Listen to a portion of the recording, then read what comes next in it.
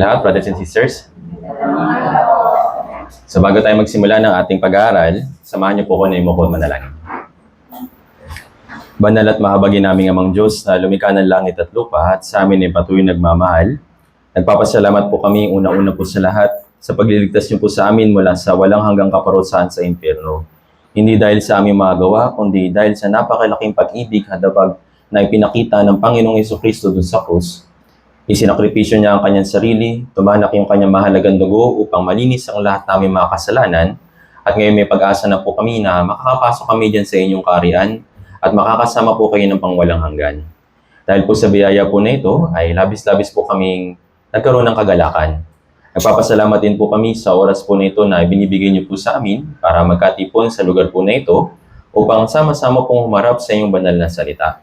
Narito po kami upang makinig ng iyong banal na salita at umaasa na makatanggap ng biyaya para sa kalakasan ng aming Christian life. Alam po namin na marami pa po kami mga bagay na hindi alam, marami pang mga bagay na mahina para sa amin, at may mga bagay pa rin kami hindi alam patungkol po sa iyo.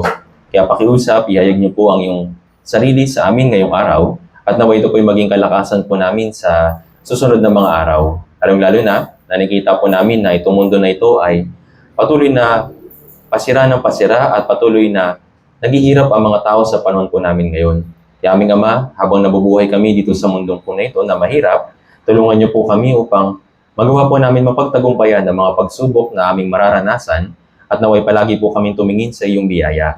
Tulungan niyo po kami sa oras po na ito at nawa punuin niyo po yung puso po namin ng biyaya at kalakasan spiritually. Ganun din, dinadalangin po namin yung mga kapatiran na maaaring papunta pa lamang sa lugar po na ito. Pakiusap, ingatan nyo rin po sila at gabayan. Naway tulungan nyo po na makapaganda din sila ng kanilang puso sa pakikinig ng iyong salita. Ganun din, maaaring may mga brothers and sisters na hindi po makakarating sa oras po na ito. Pakiusap, ingatan nyo po sila kung saan man sila naroroon at anuman po yung kanilang ginagawa. Patubayan po ninyo sila upang hindi po sila matangay ng tukso at hindi po sila matisod sa mga pakana ni Satanas. Tulungan niyo po sila na maingatan po nila yung kanilang identity habang nabubuhay dito bilang inyong anak. Sa oras po nito aming Ama, sa iyo lamang po kami aasa at magtitiwala. Lahat po na ito ay dalangin po namin sa makapangyarihang pangalan ng Panginoong Jesucristo na sa amin ay patuloy nagmamahal. Amen. Buksan po natin sa ating mga Biblia sa 2 Corinto chapter 5.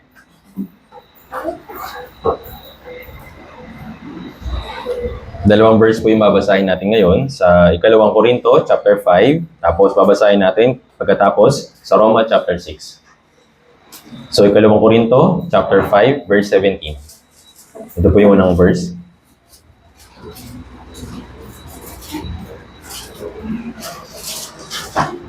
Ikalawang Corinto chapter 5 verse 17.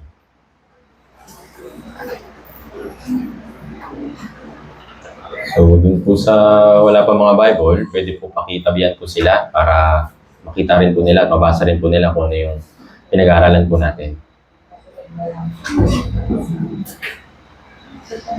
Sige po. Okay. Okay.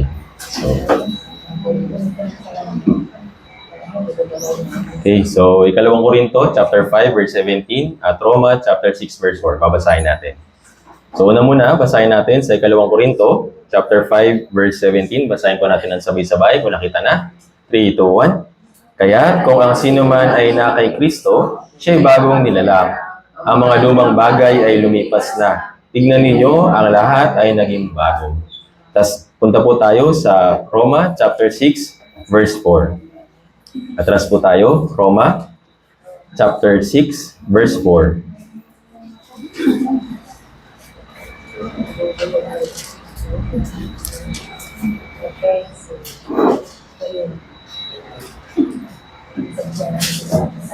Roma, chapter 6, verse 4.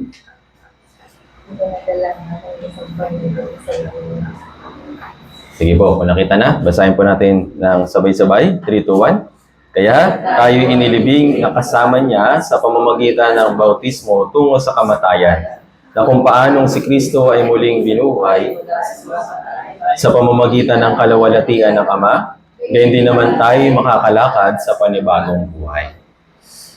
So mula po sa mga talata na binasa natin, pag-iisipan po natin yung panibagong buhay ng isang bagong naligtas. So alam natin na sa pamamagitan po ng dugo ng Panginoong Jesucristo, nakamtan po natin yung kaligtasan. Sabi sa Efeso chapter 2, verse 8, hindi ito sa pamamagitan ng ating gawa. Ito po ay biyaya, ito po ay kaloob ng Diyos, parang regalo. Yung regalo, yes, kusang ibinibigay ng isang tao na mayroong pag-ibig para sa iyo. Then, ikaw naman na binibigay ng isang regalo, ang dapat po natin gawin, syempre, paniwalaan na ito ay binibigay sa atin at tanggapin ng may pasasalamat. So yung biyaya ay makakamtan po natin sa pamamagitan ng pananampalataya, hindi po sa pamamagitan ng ating gawa. Nais ng Diyos na malaman natin yung Ebanghelyo sa pamamagitan ng Biblia. Yung bagong salita na ipinaalam niya sa atin, noon kasi ang alam natin, yung gawa, yung alam natin na kaligtasan, ayon sa sarili natin. Pero yung Ebanghelyo o good news para sa atin, dito natin nalaman na yung kaligtasan pala ay hindi galing sa atin.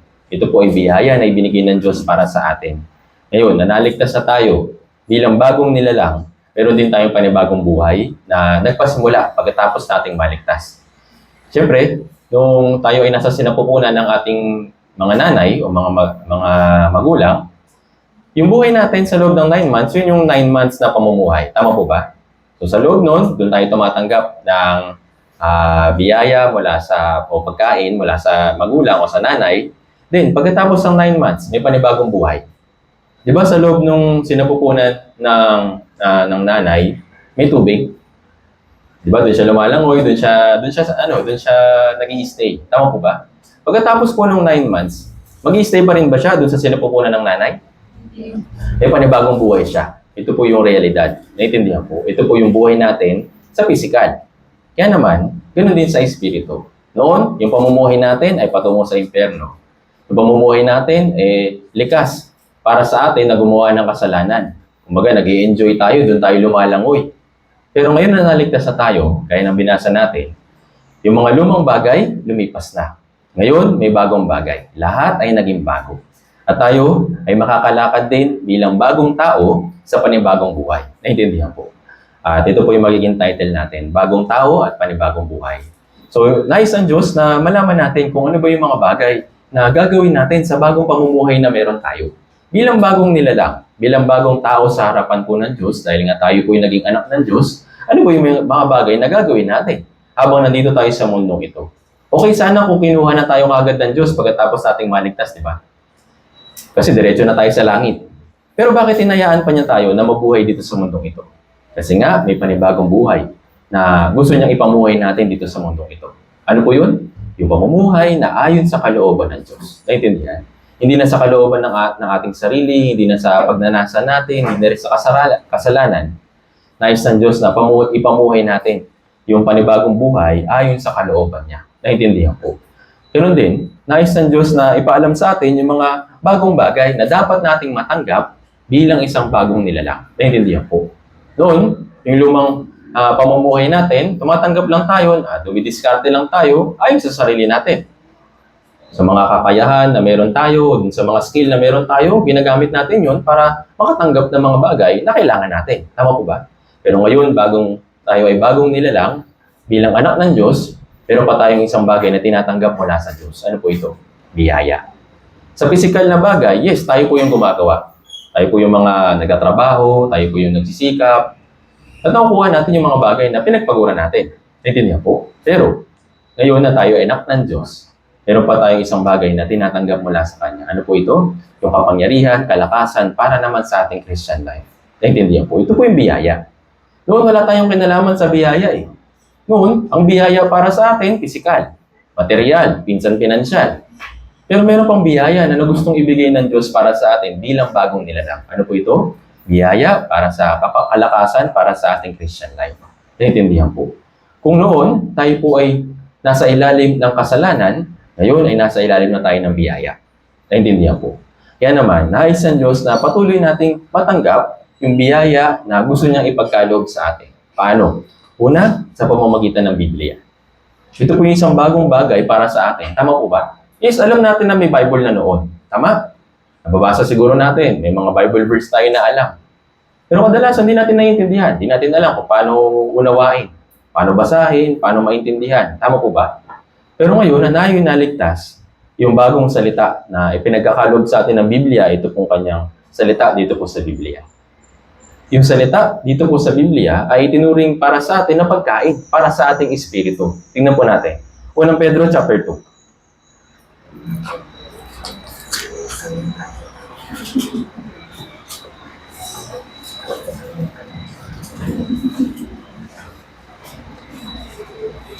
Unang Pedro, chapter 2, verse 2.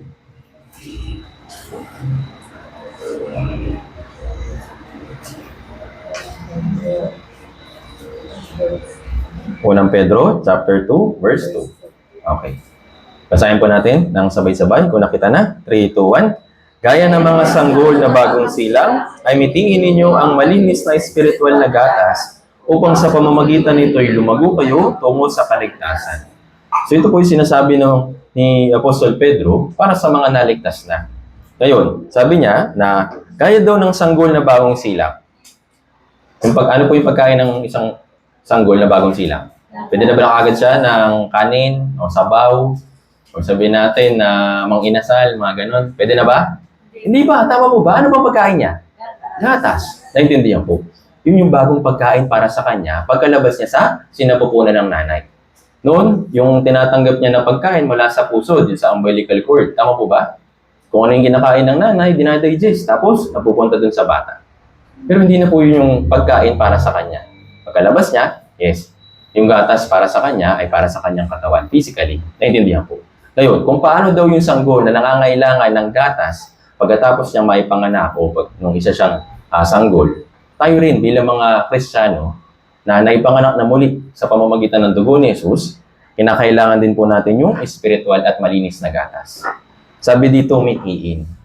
Diba yung mga bata, yung mga sanggol, iiyakan pa nila yan para lang makatanggap ng gatas mula sa kanilang nanay. Tama po ba? Bakit? Kasi nga ito yung kailangan nila. Meron ba nagturo sa baby na anak, gatas yung pagkain mo? Meron ba? Wala. Sino po naglagay ng ganong klaseng pagnanais na ito? Yung Diyos. Naintindihan po? Sa instinct ng nanay, inilagay din ng Diyos na yung gatas na galing sa kanya, ito ibibigay niya sa kanyang anak. Naintindihan po? Kaya naman yung Diyos, ganun din. Kung paano tayo ipinanganak na muli at bilang isang spiritual na sanggol o bilang spiritual na anak, nais ng Diyos na tumanggap tayo ng malinis at spiritual na gatas. Ano po ito? Ito po yung Biblia. Naintindihan po. Yung Biblia ay salita ng Diyos na pagkain para sa ating espiritu. At dapat po natin itong mitiin. Ngayon, para saan? Sabi dito, upang sa pamamagitan nito'y lumago kayo tungo sa kaligtasan. Maraming mga tao na mga bagong naligtas, nalilito sila. Sabi dito yan, kailangan talaga ng Bible para masave. Kailangan talaga mag-aaral, mag-church, para masigurado yung kaligtasan.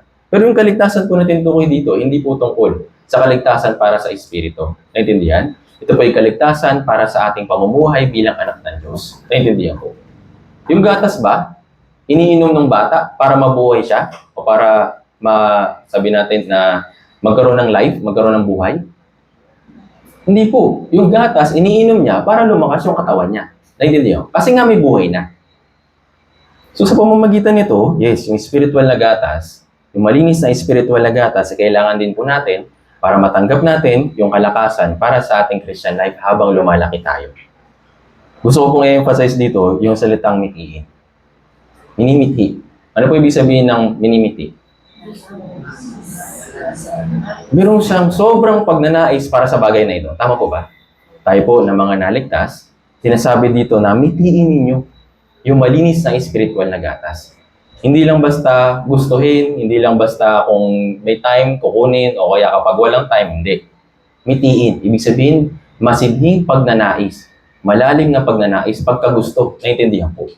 Ito po yung salita ng Diyos. At ito po yung isang bagay na bago para sa atin. Noon, wala naman tayong pakialam sa Bible, di ba? Mabasa man natin ito o hindi, wala tayong pakialam.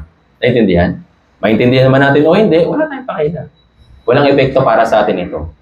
Pero ngayon na tayo naligtas, naging bagong nilalak, meron tayong bagong pagkain. Meron tayong bagong tinatanggap. Ito yung salita ng Diyos. Naintindihan po. Kaya nga tayo nag-aaral ng salita ng Diyos kapag Sunday, tapos may Wednesday sermon, tapos may fellowship. Lahat ng ito ay para sa ikalalago ng ating Christian life habang nabubuhay tayo dito sa mundong ito. Naintindihan po. Tingnan po natin ito. Kalawang Timoteo chapter 3. 2 Timothy chapter 3 verse 16 hanggang 17.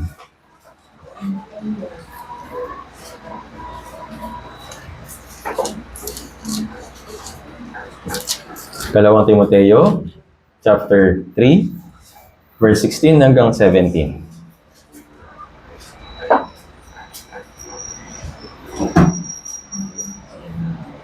Basahin po natin, Ikalawang Timoteo, chapter 3, verse 16 hanggang 17. Basahin natin ang sabay-sabay. 3, 2, 1. Ang lahat ng mga kasulatan ay kinasihan ng Diyos at mapapakinabangan sa pagtuturo, sa pagsaway, pagtutuwid, at sa pagsasanay sa katwiran, upang ang tao ng Diyos ay maging ganap na sasangkapang lubos sa lahat ng mga gawang mabuti. Sa verse 16, sabi dito, lahat ng mga kasulatan, ito po tumutukoy sa Biblia. Ngayon, galing saan? O galing kanino? Yung salita na ito, dito sa kasulatan, kinasihan ng Diyos. Ibig sabihin, God-breathed. Mismong salita ng Diyos. Naintindihan po. Kaya hindi ito simpleng salita lang, hindi ito simpleng aklat lang. Ito po yung salita ng Diyos, galing sa mismong bibig ng Diyos. Para magintindihan natin, yung salita na galing sa langit, ipinaunawa dito sa Biblia. Naintindihan po. Hindi natin maintindihan kasi kung hindi tayo naligtas, wala tayong pagkaunawa sa Biblia. Pero nga dahil nga yung ating espiritu ay buhay na, mauunawaan natin yung buhay na salita. Naintindihan po. Ito po yung bagong pamumuhay natin bilang anak ng Diyos. At sabi dito sa verse 17, upang ang tao ng Diyos ay maging ganap, nasa sangkapang lubos sa lahat ng mga gawang mabuti. Ibig sabihin para lumago. Yung salita ng Diyos, mapapakinabangan natin sa pagtuturo, pagsasaway, pagtutuwid, at sa pagsasanay sa katwiran. Ito pong salita ng Diyos ay mapapakinabangan para sa ating Christian life. Naintindihan po. Ito po yung kapakipakinabang para sa atin. Kaya nais ng Diyos na basahin natin, pakinggan natin, unawain natin yung salita niya. Dahil ito po yung mapapakinabangan natin para sa ating Christian life. Naintindihan po. Bakit ba dinescribe yung Biblia na mapapakinabangan sa pagtuturo? Ano ba ituturo ng Biblia? Tinuturo ng Biblia na may mga bagay na espiritual na dapat nating matanggap. Naintindihan po. Sa mundo, maraming mga kilala at mga sikat na mga aklat. Tama po ba? Ano yung makukuha natin doon? Mapapakinabangan natin para saan? Para sa talino. Tama po ba? Informasyon, ganyan. Kaalaman. Pwede mapapakinabangan para sa physical. Naintindihan po. Pero para sa espiritu, ano yung mapapakinabangan natin?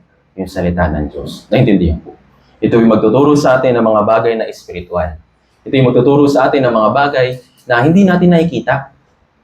Sa pamamagitan ng salita ng Diyos, itinuturo sa atin kung paano tayo dapat lumakad bilang isang bagong tao. Naintindihan? Ngayon, para sa naman yung pagsaway?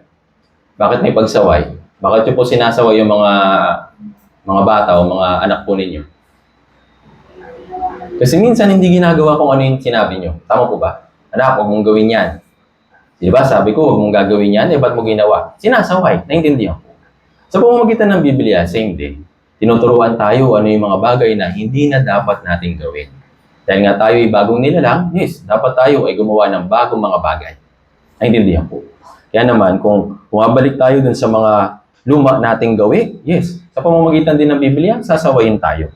Tuturuan tayo, sasawayin tayo, at ipapaalam sa atin kung ano yung matuwid. Sabi dito, pagtutuwid. Naintindihan po.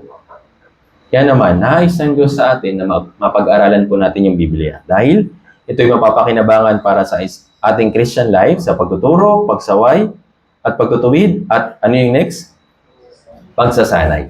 Naintindihan? Yung salita din ng Diyos, hindi lang ito informasyon. Hindi lang sinasabi sa atin na pag-aralan natin yung Biblia tapos wala na.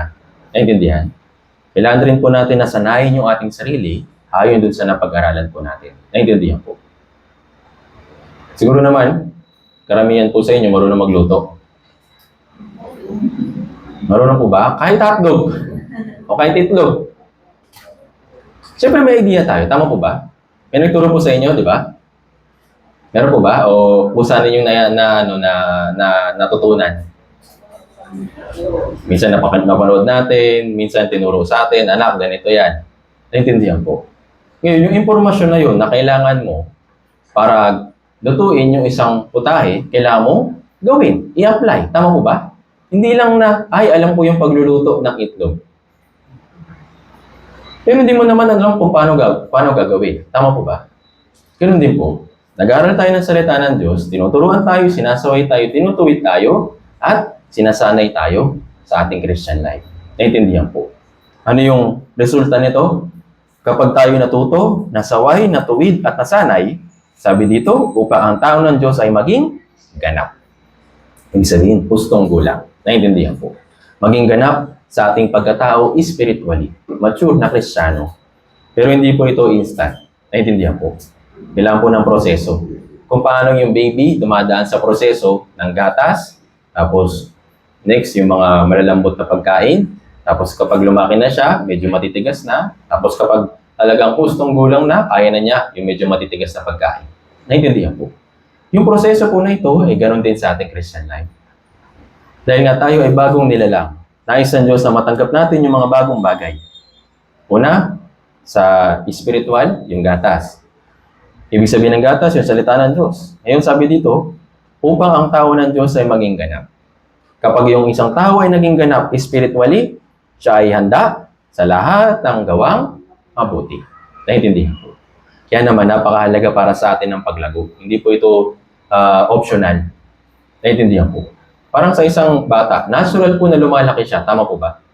Pero kapag yung bata, kahit na tumatanggap siya ng pagkain, kahit na inaalagaan siya, pero hindi siya nagmamature, ano pong maiisip ng mga magulang? Teka lang, parang may problema. Bakit 5 taon na yung anak ko? Gatas pa rin yung gusto. 6 years old na, gumagapang pa rin. Yung mga magulang, hindi po ba magtataka? Mag-iisip sila, teka lang, parang may problema yung anak ko. Naintindihan? Ganun din. Kung paano nagmamature yung ating physical. Mula sa pagkabata, teenager, tapos young adult, tapos maging adult. Ganun din sa ating espiritu. Naintindihan po. Kailangan natin yung salita ng Diyos. Para yung tayo, bilang tao ng Diyos, ay maging ganap. Masasangkapang lubos, nasasangkapang lubos sa lahat ng mga gawang mabuti. Naintindihan po. Kaya naman yung salita ng Diyos, para sa atin, ay karapat-dapat nating tanggapin. Naintindihan po. Hindi po ito optional. Ito po yung dapat nating tanggapin at dapat nating mitiin bilang anak ng Diyos, bilang bagong nilalang. Naintindihan po. Bakit? Yung salita ng Diyos, sabi sa awit 111 verse 7, ang lahat niyang mga tuntunin ay mapagkakatiwalaan. Ibig sabihin, mapagkakatiwalaan natin. Sa buhay natin dito sa mundong ito po yung mapagkakatiwalaan natin. Bakit? Dahil nga yung Diyos ay Diyos ng katotohanan. Yung kanyang salita ay makakatulong sa atin na matanggap yung katotohanan. At yung salita niya ay mapapakinabangan at mapagkakatiwalaan. Naintindihan po. Yung words ng tao, yes, kadalasan na nabibreak o nabibigo, nabifail. Pero yung salita ng Diyos, kailanman hindi po mabibigo. Naintindihan po. Kaya naman, nais ng Diyos na matanggap natin yung salita niya ng tuloy-tuloy. Naintindihan po. Sa pamamagitan ng salita ng Diyos, nalaman natin yung kaligtasan. Sa pamamagitan din ng salita ng Diyos, malalaman natin kung paano tayo mabubuhay bilang bagong nilalang. Naintindihan po. At sa pamamagitan din ng salita ng Diyos, dito po na tayo nakakatanggap ng kalakasan. Kung paano yung gatas na nakakapagbigay ng kalakasan sa isang sanggol. Yung kung paano yung kanin, yung mga karne, yung protein, o yung mga carbohydrates, lahat ng yun ay nakakapagbigay ng kalakasan sa kanya, sa ating katawan. Yung salita ng Diyos ay same din. Naintindihan po. Ngayon, bakit po ba kayo kumakain? Kasi gutom. Kaya ako kakain kasi gutom. Bakit po tayo kumakain bilang tao? Ano po bang meron sa pagkain? Para saan? Hindi lang siya para mabusog, tama po ba? Para lumakas. Naintindihan po. Yung salita ng Diyos, yes, matatanggap po natin yung kalakasan spiritually. Naintindihan po. Bigyan po kayo ng isang halimbawa. Meron isang tao dito po sa Biblia na ang pangalan ay Elias. Si Elias ay isang propeta ng Diyos. Nung siya ay nakipagdigma, nakipaglaban siya, nakipagtagisan siya ng kapangyarihan sa 700 na mga propeta ni Baal, yung gawain na yun ay napakabigat para sa kanya. After ng pagkapanalo niya, next na nangyari, Physically, exhausted siya. Spiritually, bagsak din siya. Merong ginawa yung Diyos para makarecover siya, para makapagpatuloy siya sa kanyang tungkulin bilang isang propeta. Tingnan po natin ito. Unang Hari, chapter 19.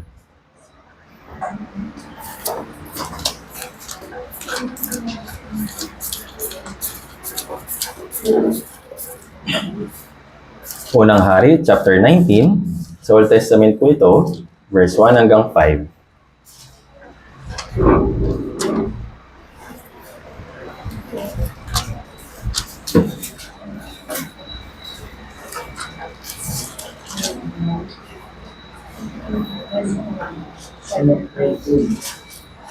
Unang Hari, chapter 19. Basahin po muna natin mula verse 1 hanggang 5.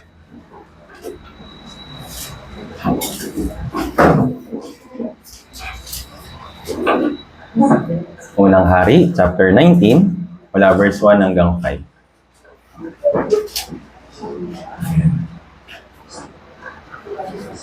So nakita na po. Basahin po natin ng sabay-sabay. 3, 2, 1.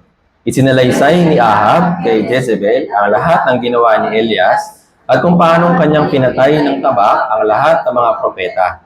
Na magkagayoy, nagpadala si Jezebel ng zugo kay Elias na nagsasabi, gayon din ang gawin sa akin ng mga Diyos at higit pa. Kung hindi ko gagawin ang buhay mo na gaya ng buhay ng isa sa kanila bukas sa mga ganitong oras, kaya siya'y natakot, kumangon siya at umalis upang iligtas ang kanyang buhay at dumating sa Beerseba na sakop ng Juda at iniwan ang kanyang lingkod doon.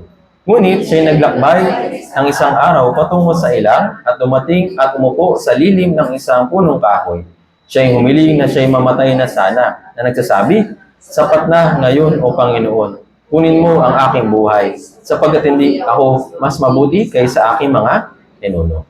So, konting background po. So, yun nga, gaya na nabanggit ko po, yung pagpapaligsahan po or pagtatagisan ng kapangyarihan ng Diyos at kapangyarihan ng mga Diyos-Diyosan ay nangyari po dun sa bundok ng Carmel.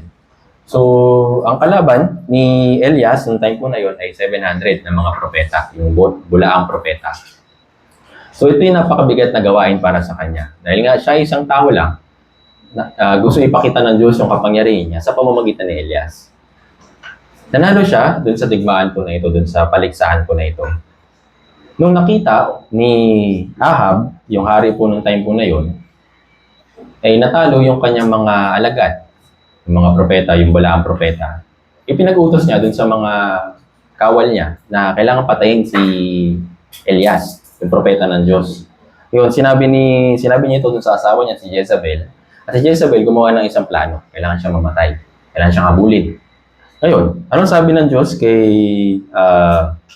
Elias? Kailangan mo tumakas, kailangan mo lumayo para hindi ka mamatay at para mapagpatuloy mo pa yung gawain mo bilang isang propeta. So umalis siya, nakarating siya sa Beerseba. Ito po yung mahabang lakarin. At doon siya nagsimula ng kahirapan. At dahil sa paglalakbay niya, syempre physically exhausted din siya. Tapos, sa kasabay pa nun, sa puso niya, mayroong pagkatakot. Dahil ngayon nahabol siya para patayin. Naintindihan po. Kaya, nakarating siya dun sa conclusion, sa verse 4 na, gusto ko na mamatay. Diyos, kunin mo na ako. Pagod na ako, tapos naman na yung tungkulin ko, hindi ako sapat kaysa sa mga ninuno. Useless na ako. Tulungan mo ako. Sana mamatay na ako. Yun yung nasa puso niya. Hindi po ibig sabihin na gusto na lang niyang mamatay nang walang kabuluhan. Gusto niyang mamatay sa kamay ng Diyos, hindi sa kamay ng mga kalaban. Naintindihan po. So ngayon, sabi niya sa verse 5, babasahin ko po ulit. Siya'y nahiga at natulog sa ilalim ng punong kahoy na inepro. Kinalabit siya ng isang anghel at sinabi sa kanya, bumangon ka at kumain. So para ma-encourage o para maka-restore yung kalakasan ni Elias noong time po na yun dahil nga 40 days siya na naglakad. So, pagod siya, exhausted physically and spiritually. Kinalabit siya ng isang anghel at inutusan siya na bumangon ka at kumain. Ngayon, itong instruction po na ito ay napakahalaga para din sa atin. Kailangan natin malaman na saan ba nanggagaling yung restoration ng ating kalakasan spiritually. Sino po Ano po yung dala ng anghel na ito? Pagkain para sa kanyang pisikal. Tama po ba? Kailangan natin maunawaan na yung pagkain para sa kanyang katawan, kanino galing? Sa Diyos. Sa pamamagitan ng pagkain na ito, dito niya ma-restore yung kanyang physical na kalakasan. Ito po ay galing sa Diyos. At sabi sa verse 6, basahin natin ang sabay-sabay. 3 to 1. Siya'y tumingin at nasa kanyang ulunan ang isang munting tinapay na niluto sa nagbawagang bato at isang bangang tubig. Siya'y kumain, uminom at muling nahiga. Imagine po ninyo, nasa ilang siya. Nasa ilang siya, tapos mayroong isang toasted bread. Sabi dito, di ba? Niluto sa nagbabagang bato. Yung tinapay. So may toasted bread. Tapos, mayroong tubig, isang bangang tubig. Sino nag-prepare nun? Yung Diyos. Imagine po ninyo kung gaano inaalala ng Diyos yung kapakanan ni Elias bilang isang propeta. Physically, gusto niya na makarestore siya. Dahil nga meron siya kailangan gawin bilang isang propeta ng Diyos. Kaya, nagbigay yung Diyos ng pagkain para sa kanya para siya ay muling lumakas. At sabi dito, siya'y kumain, uminom at muling nahiga. So, dahil nga sa sobrang pagod, yes, gutom siya physically, nakakain siya, pero kulang pa sa pahinga. Kaya, natulog ulit siya. Ngayon, sa pangalawang pagkakataon, kinalabit ulit siya ng anghel. Sabi sa verse 7 hanggang 8. Basahin ng sabay-sabay. 3 to 1.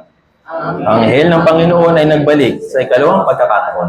At kinalabit siya at sinabi, "Kumangon ka at kumain. Kung hindi, ang paglalakbay ay magiging napakahirap sa iyo." Siya ay kumain, uminom at umayo na taglay ang lakas mula sa pagkain iyon sa loob ng 40 araw at 40 gabi hanggang sa Horeb, bundok ng Diyos. Imagine po ninyo yung sitwasyon po ni Elias. So una, tatakot siya. Dahil nga papatayin siya. Tumakas siya sa malayo, nakarating siya sa Berseba, pero yung paglalakbay na ito ay napakabigat para sa kanya. Kaya nga, napagod siya physically. So kasabay nun, napapagod na siya, tapos yung kanyang puso ay natatakot pa. So yung nagbigay ng pagkain para makarecover siya, yung Diyos. Naintindihan? Ngayon, ilang beses siyang pinakain? 2. Bakit kailangan 2? Dito po, sa verse 7, sa bandang ibaba, sabi dito, "Bumangon ka at kumain, kung hindi, ang paglalakbay ay magiging napakahirap para sa iyo." So yung paglalakbay, kung hindi siya kakain, kahit kung unang isang beses pa lang siya kumain, at hindi siya kakain ulit, napakabigat o napakahirap ng paglalakbay nito sa kanya. Naintindihan? Sa Christian life natin, yes, hindi po basta na, okay, naligtas na ako. Meron na akong lakas, meron na akong pagtitiwala na ako'y makakapasok sa langit, 100%. Kahit na makagawa ko ng kasalanan, okay lang, walang problema dahil yung biyaya ng Diyos, yung dugo niya ay magpakailanman. Yes, yun po yung unang pagkain na dapat natin kunin para yung ating espiritu ay mabuhay. Tama? Pero habang nandito tayo sa mundong ito, bilang anak ng Diyos, sa Christian life natin, kailangan pa rin natin kumain. Ano yung pagkain? Yung salita ng Diyos. Bakit? Yung lakarin ng ating Christian life ay napakahirap. Naintindihan po.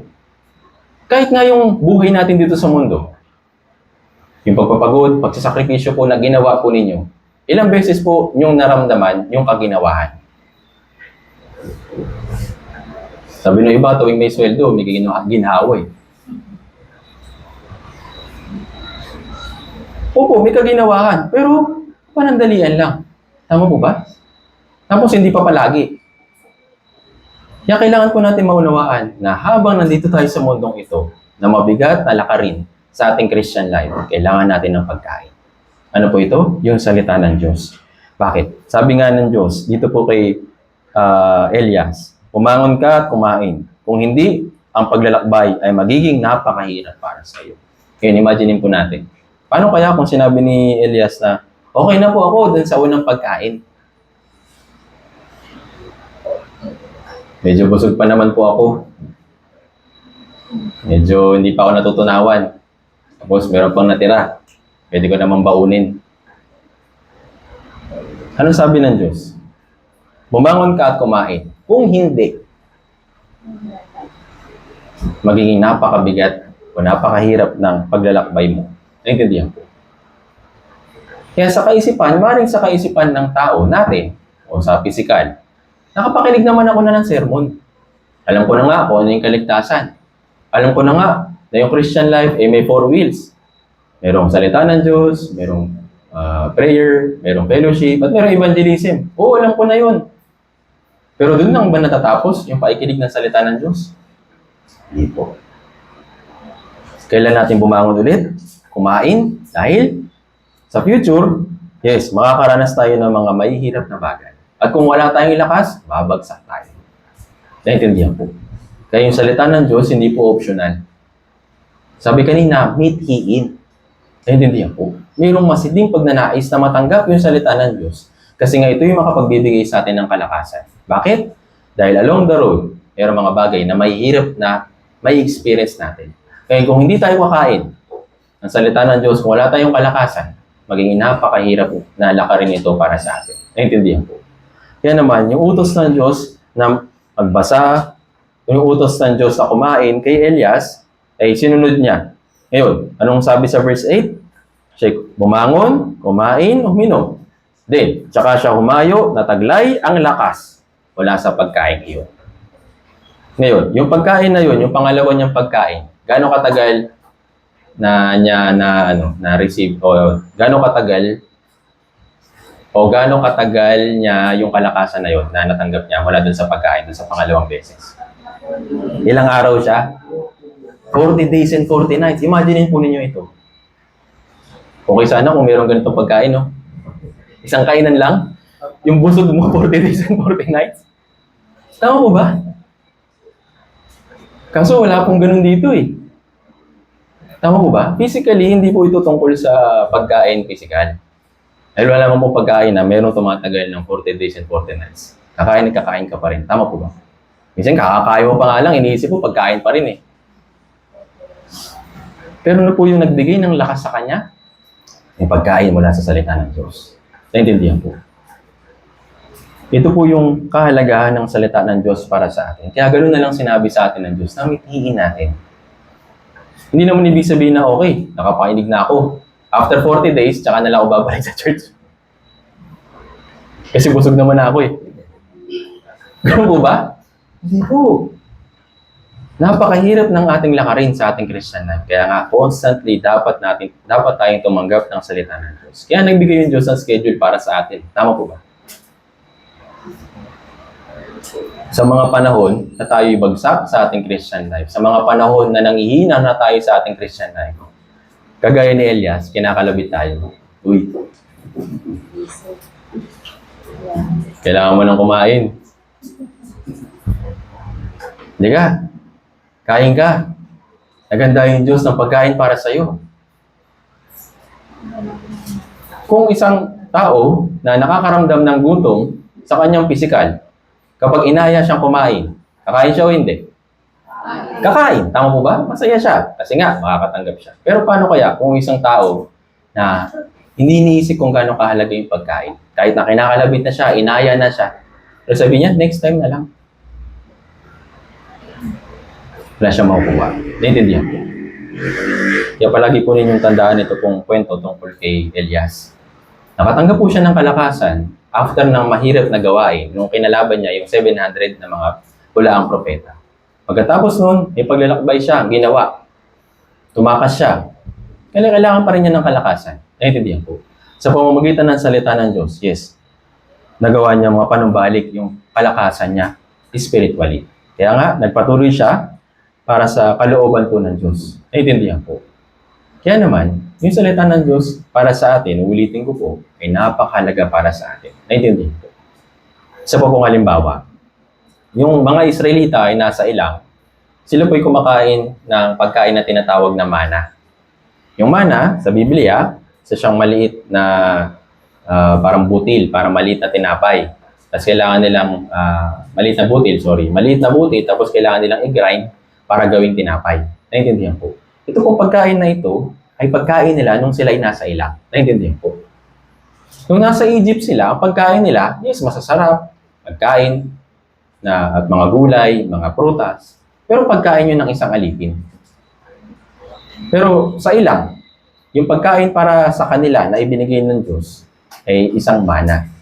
Kaso nga lang, ito po mga Israelita na ito, nagreklamo. Nagreklamo na bakit ito lang yung pagkain namin. Bakit?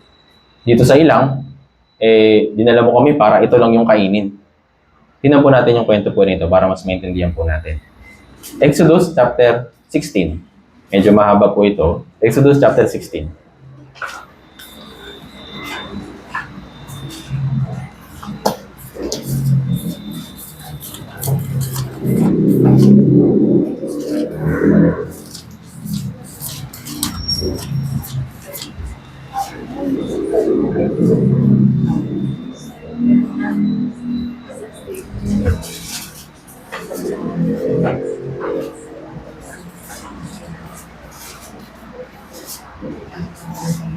Basahin muna natin mula verse 1 hanggang 4. Exodus chapter 16, mula verse 1 hanggang 4. Basahin natin ng sabay-sabay. 3, 2, 1. Sila'y naglakbay mula sa Elim at ang buong kapulungan ng bayan ng Israel ay dumating sa ilang ng Sin na nasa pagitan ng Elim at Sinai.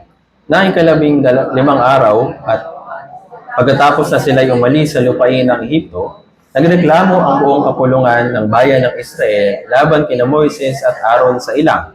Sinabi ng mga anak ni Israel sa kanila, namatay na sana kami sa pamamagitan ng kamay ng Panginoon sa lupain ng Ehipto, nang kami ay maupo sa tabi ng mga palayok ng karne at kumain ng tinapay hanggang sa mabusog, sapagkat kami ay inyong dinala sa ilang na ito upang patayin at ang buong kapulungan ito. Na magkagayoy sinabi ng Panginoon kay Moises, kaya aking pauulanan ng tinapay mula sa langit. Lalabas at mamumulot ang taong bayan araw-araw ng bahagi sa bawat araw upang aking masubok sila kung sila'y lalakad ayon sa aking kautusan o hindi. So ito nga, yung mga Israelita, kung sila ay umalis mula sa Egypt, nagreklamo sila kay Moises at kay Aaron dun sa ilang. Ano pong reklamo nila? Wala kaming pagkain. Kung nasa Egypt kami, katabi lang namin yung palayok ng karne. Katabi lang namin yung kuhanan ng tinapay. Sobrang sagana, tama po ba? Yun yung naalala nila. Sabi nila, dito sa ilang, wala kaming pagkain. Kaya yung mga Israelita, yes, nagkaroon sila ng masamang puso sa harapan po ng Diyos. Nagreklamo yung puso po nila. Bakit? Dahil sa pagkain. Naintindihan po. Ngayon, kung paano ninanais nila yung pagkain mula sa Egypt, nais ng Diyos na ipaunawa sa kanila na hindi na yun yung pagkain ninyo. Kayo tapos na dun sa panahon ng kayo ay alipin. Ngayon ay kayo ay bayan ng Israel o bayan ng Diyos. Hindi na pagkain para sa alipin yung kakainin nyo, kundi pagkain na mula sa akin. Kaya ano pong sinabi ng Diyos? Nung nagrereklamo na yung mga Israelita, anong ginawa ng Diyos? Sabi dito, magpapaulan ako ng tinapay mula sa langit. Yung tinapay na mula sa langit ay ibinigay para sa mga Israelita para malaman kung sila ba ay susunod o hindi. Yung tinapay po na ito ay yung instruction para sa kanila, binanggit mula verse 6, basahin natin, hanggang 12. 5 hanggang 12. 16, Exodus chapter 16, mula verse 5 hanggang 12. Basahin natin ang sabay-sabay. 3, 2, 1. Sa ika-6 na araw, kapag sila'y maghahanda ng kanilang dala, iyon ay doble ang dami ng kanilang pinupulot sa araw-araw. At sinabi ni Moises at Aaron sa lahat ng mga anak ni Israel, pagsapit ng gabi, inyong malalaman na ang Panginoon ang siyang naglabas sa inyo sa lupain ng Ehipto. At sa kinaumagahan ay inyong makikita ang kalawalatian ng Panginoon, sapagkat kanyang narinig ang inyong mga pagrereklamo laban sa Panginoon. Sapagkat ano kami na nagreklamo kayo sa amin. Sinabi ni Moises, kapag binigyan kayo ng Panginoon sa pagsapit ng gabi ng karneng makakain, at sa kinaumagahan ay ng pagkain nakakabusog, sapagkat naririnig ng Panginoon ang inyong mga pagrereklamo na inyong sinasabi laban sa Kanya. At ano kami? Ang inyong mga pagrereklamo ay hindi laban sa amin, kundi laban sa Panginoon. Sinabi ni Moises kay Aaron, sabihin mo sa buong kapulungan ng mga anak ni Israel, lumapit kayo sa harap ng Panginoon sapagkat kanyang narinig ang inyong mga reklamo. Pagkatapos magsalita si Aaron sa buong kapulungan ng mga anak ni Israel, sila ay tumingin sa dakong ilang at ang kalawalatian ng Panginoon ay lumitaw sa ulan. Ang Panginoon ay nagsalita kay Moises, ang mga reklamo ng mga anak ng Israel. Sabihin mo sa kanila, pagsapit ng gabi ay kakain kayo ng karne, at kinaumagahan ay magpapakabusog sa tinapay, at inyo makikilala na ang Panginoon. So ito nga, dahil po sa pagreklamo ng mga Israelita, yung Diyos gumawa ng isang kababalagan sa kanila. So, magpapaulan yung Diyos ng tinapay mula sa langit, tapos sa gabi, kakain sila ng karne. So, yung karne po na ito ay galing sa isang ibon na ang pangalan ay pugo. Yung pugo na ito ay ibinigay para sa mga Israelita, tapos sa umaga, yung tawag nito, yung mana. So, sa pamamagitan nito, makakatanggap sila ng kalakasan, maiibsan yung pangangailangan ng kanilang katawan para makakain. Kaso nga lang, dahil nga sa pagiging greedy nitong mga Israelita, nangyari po sa kanila ay ganito. Pinurusahan sila ng Diyos. Basahin natin, verse 13. Verse 13 hanggang 20. Basahin po natin ng sabay-sabay. 3, 2, 1. Nang sumapit na ang gabi, ang mga pugo ay umahon at tinakpan ang kampo, at sa kinaumagahan ay nakalatag sa palibot ng kampo na ang hamog. Ang kumaitaas sa ang hamog ay nakalatag sa ibabaw ng ilang na munting bagay na bilog, ang sinlit ng namuong hamog sa ibabaw ng lupa. Nang makita ito ng mga anak ni Israel ay sinabi nila sa isa't isa, ano ito? Sinabi ni Moises sa kanila, ito ang tinapay na ibinigay ng Panginoon sa inyo upang kainin. Ito ang bagay na inuutos ng Panginoon. Pumulot ang bawat tao ayon sa kanyang kailangan. Isang omer para sa bawat tao ayon sa bilang ng mga tao, na mayroong bawat isa sa kanilang mga tolda. Ganyan ang ginawa ng mga anak ng Israel. May namulot ng marami at kaunti. Subalit ang sukati nila ito sa omer. Ang namulot ng marami ay walang kamatis. At ang namulot ng kaunti ay hindi kinulang. Bawat tao ay namulot ng ayon sa kanyang kailangan. Sinabi ni Moises sa kanila, sino man ay huwag magdaralo sa umaga. Piling na hindi sila Ni kay Moises, kundi ang iba sa kanila ay nagtira niyo hanggang sa umaga. Inuod at bumaho iyon at nagalit sa kanila si Moises. So ito yung inutos ng Diyos, makakain sila. Makatanggap sila ng karne, makatanggap sila ng mana. Kaso nga lang may instruction po dito na kailangan lang pumulot ayon sa pangangailangan. Pangangailangan ng mga tao na kabilang doon sa pamilya. At hindi sila pwede mag-store, hindi sila pwede mag-imbak, kumbaga. Dahil ano mangyayari? Uuurin. Ngayon, ano pong ginawa ng mga Israelita? Sinabi nang huwag mag-i-stock. Dahil sa sobrang greedy nila, kumuha sila ng marami para maraming stock, kumbaga. Kaya ano nangyari? Inuod. Sabi dito sa verse 20, inuod at bumawi yun at nagalit sa kanila si Moises. Ngayon, anong kinalaman nito sa atin? Sa mga bagay na pisikal, yes, kailangan po natin ito. Pero hindi dapat ito pumuno sa puso natin. Bakit? Eventually, yan po ay maglalaho. Yan po ay mabubulok. Yan po ay uuurin. Hindi natin mapapakinabangan. Tama po ba? Kaya nga yung mga bagay na patuloy natin kinukuha dito sa mundo, physically, hanggang ngayon, hawak pa rin po ba ninyo? Kumuha ka para sa iyo, ng sapat lang para sa iyo.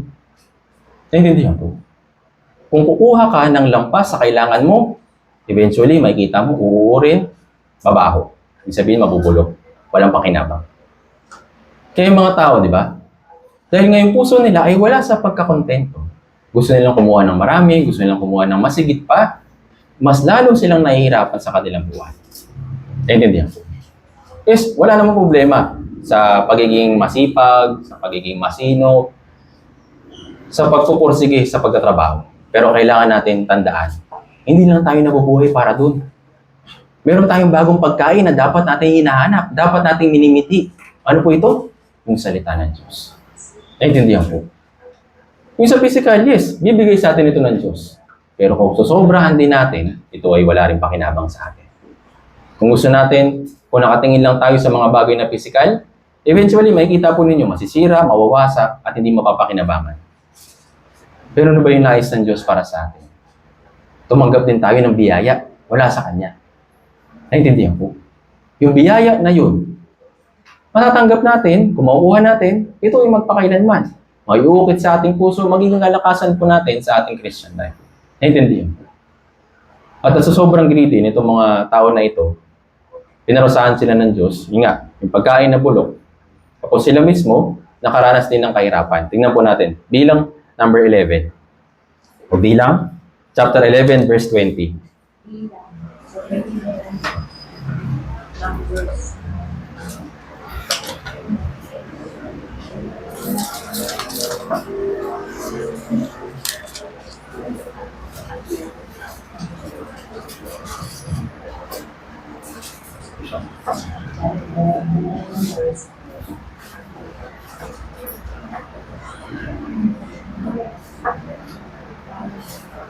Basahin natin mula verse 16 hanggang 20.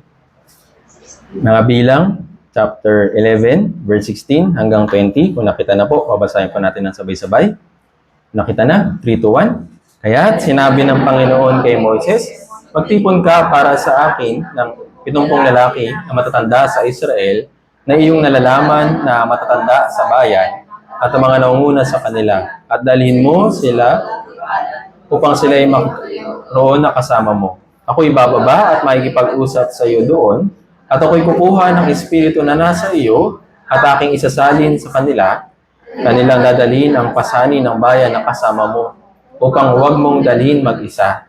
At sabihin mo sa bayan, italaga ninyo ang inyong sarili para bukas, at kayo kakain ng karne, sapagkat kayo'y nagsisiiyak sa pandinig ng Panginoon, na sinasabi, ng karne na aming makakain, sapagkat mabuti pa noong nasa Ehipto kami. Dahil dito, bibigyan kayo ng Panginoon ng karne at kakain kayo. Hindi ninyo kakainin ng isang araw lamang, ni 2 araw, ni 5 araw, ni 10 araw, ni 20 araw, kundi sa buong buwan, hanggang sa lumabas sa inyong mga ilong at inyong pagsawaan, sapagkat inyong itinakwil ang Panginoon na nasa gitna ninyo. Kayo umiyak sa harap niya at nagsasabi, ano yung parusa sa kanila? Dahil sa sobrang greedy nila. Hindi sila kakain ng isang araw, hindi sila kakain ng 2, hindi sila kakain ng 5, hindi sila kakain ng 10, hindi sila kakain ng 20, kundi isang loob sa isang buwan. Yun lang yung kakainin nila. Ano mangyari? Sobrang greedy nila. Lumabas sa kanila mga ilong. May pakinabang ba sa kanila? Bakit? Dahil nga sobrang greedy po nila. Bakit? Ano yung nasa puso nila? Bakit pa umalis kami sa Ehipto? Parang sinabi nila na bakit pa ako naligtas? Bakit hindi ko pwedeng kunin yung mga bagay na kailangan ko? Bakit ko hindi pwedeng asamin yung mga bagay sa sanlibutan? Bakit pa ako naligtas? Tapos ngayon, sinasabi sa akin ng Biblia na huwag ko nang mitiin yung mga physical na bagay, kundi mitiin yung spiritual na bagay. Bakit hindi? Tandaan po natin na yung Diyos yung nakakaalam na makakabuti para sa ating physical at ganoon din para sa ating espiritu. Naintindihan po. Kaya yung mga Israelita, sa sobrang pagreklamo po nila, hindi nila nakita yung biyaya para sa kanila. Nakita lang nila yung kakulangan na wala sa kanila. Wala kaming pagkain. Kaya saan sila nakatuon? Pagkain. Ngayon, sobra-sobra yung pagkain para sa kanila. Ano nangyari? Parusa na. Alam niyo po yung kasabihan na yung too much, mapanganib. Yung sobra-sobra, mapanganib. Tama po ba? Yung katamtaman, sakto lang. Naintindihan? Kaya nga, sabi di ba, yung sobra ay masama. Lahat ng sobra, masama. Lahat ng sobra sa pagkain o sobra sa mga junk food, masama. Lahat ng sobra ay masama. Naintindihan po. Ngayon, kung yung puso mo, i-check mo. Kung yung nilalaman ng puso mo ay mga bagay lang para sa pisikal at sumusobra na tag-uumapaw na yan, hindi rin makakatulong sa iyo. Naintindihan? Pero, kung yung puso mo ay puno ng salita ng Diyos, ito ay magiging kapakipakinabang para sa iyo. Magiging kalakasan mo para sa iyong Christian life. Naintindihan po. Yun po yung pagkakaiba. Kaya nga, ano yung dapat nating mitiin? Yung spiritual at malinis na gatas. Naintindihan po. Yan naman, sinasabi sa atin ng Diyos kung ano yung mga bagay na dapat nating i-prioritize. Yes, may mga bagay na kailangan natin gawin dito sa mundong ito. Pero hindi lang yun yung lahat. Naintindihan po? Meron tayong espiritu na pinapalago sa pamamagitan ng salita ng Diyos. Ito po yung bago nating pamumuhay. Naintindihan po? Dahil nga tayo bagong nilalang sa harapan ng Diyos. Meron tayong bagong pamumuhay. Ano po ito? Tumanggap ang mga bagay na espiritual. Noon, hindi natin ito natatanggap kasi nga wala tayong kinalaman sa Diyos. Hindi pa tayo ligtas. Pero ngayon na naligtas na tayo, ibinibigay ng Diyos para sa atin yung mga bagay na kailangan natin spiritually. Lalo na yung salita ng Diyos. Naintindihan po. Kaya ano pong sabi ng Diyos? Colossians chapter 3. Tingnan po natin ito. Colossians chapter 3, verse 16.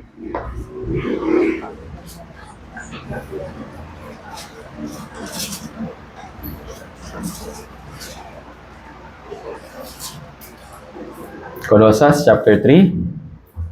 Basahin na natin mula verse 15 hanggang 16.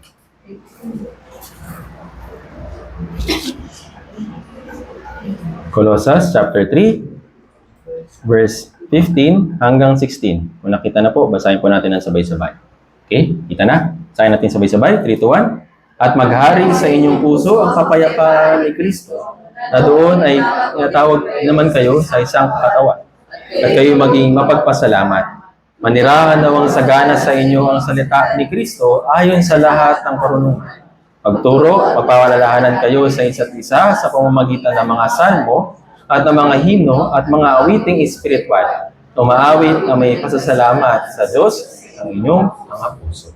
Sabi dito, maghari sa inyong puso ang kapayapaan. Pinahintulutan ng Diyos na maghari o inuutos ng Diyos na yung kapayapaan na maghari sa puso natin. Hindi yung mga physical na bagay, material o kung ano man. Nais ng Diyos na yung puso natin ay mapuno ng kapayapaan. Sa verse 16, ano dito? Manirahan nawang sagana sa inyo ang salita ni Kristo.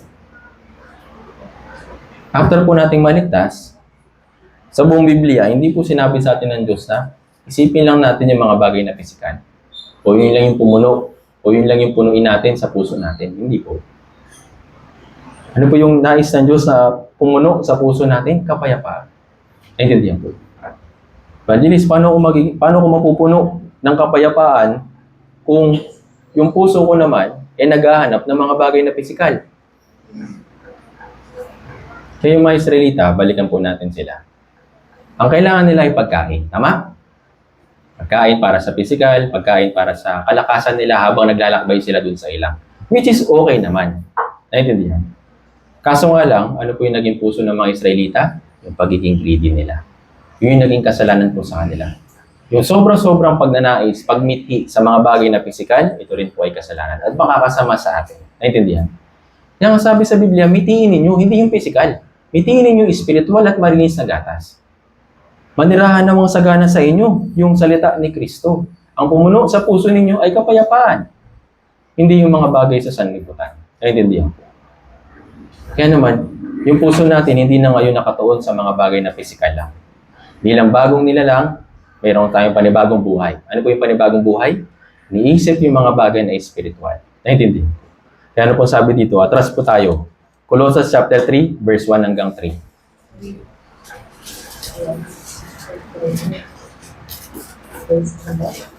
Colossians chapter 3, mula verse 1 hanggang 3.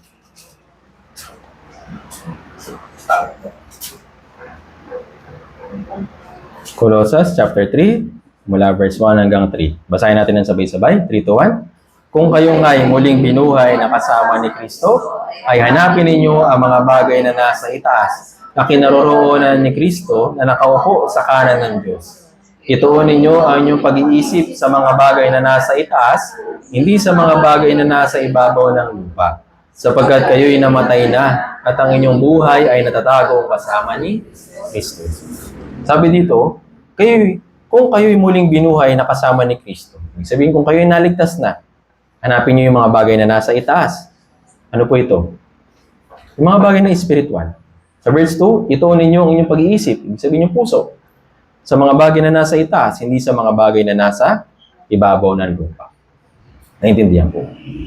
Kaya naman yung spiritual na biyaya ay inaasam po natin, minimithi po natin para sa ating Christian life. Naintindihan po. Kaya naman, habang tayo lumalago sa ating pananampalataya, kasama yung salita ng Diyos, nakatanggap po tayo ng kalakasan at tayo po ay nagmamature sa ating Christian life. Naintindihan?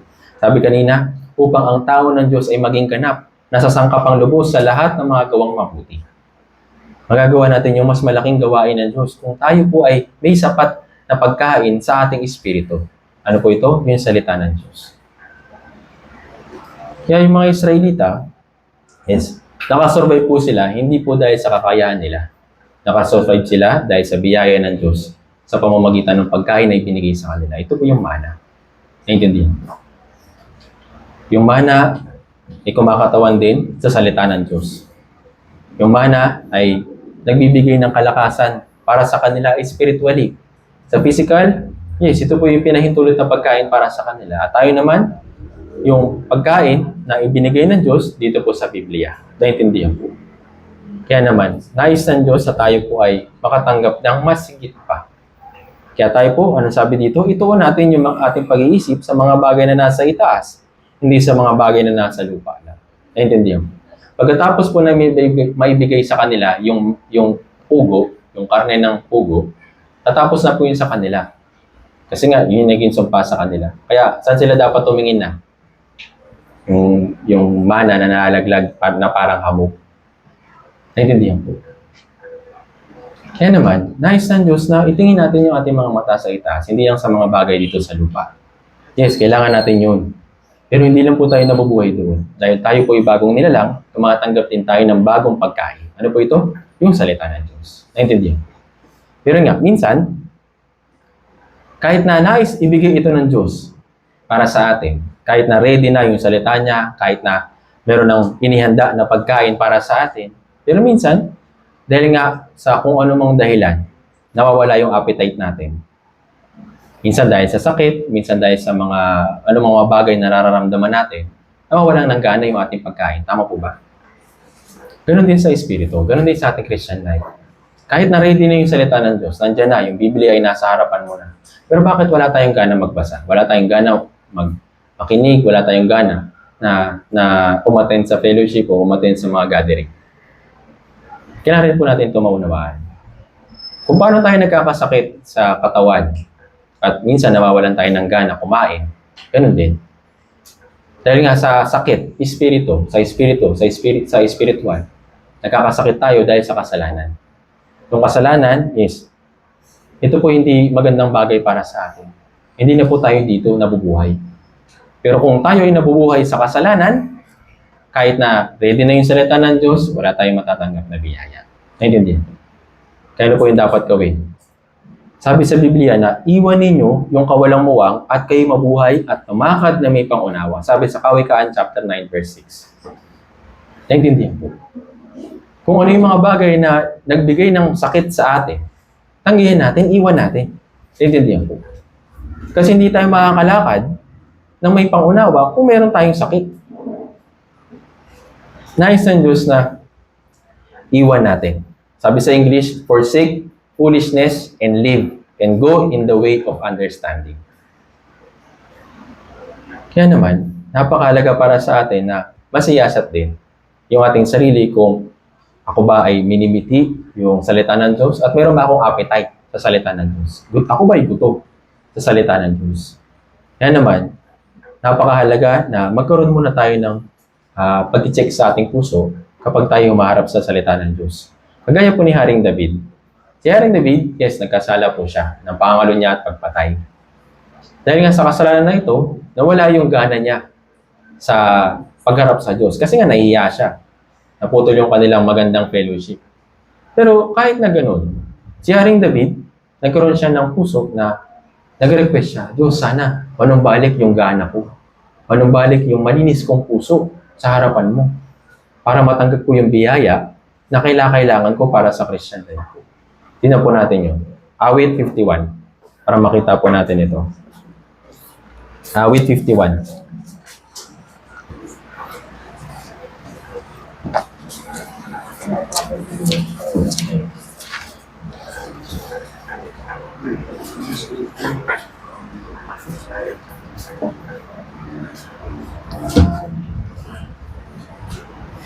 Awit 51, verse 10.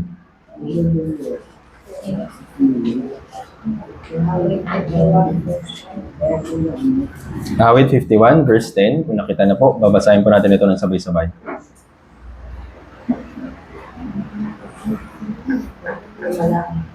Basahin po natin kung nakita na.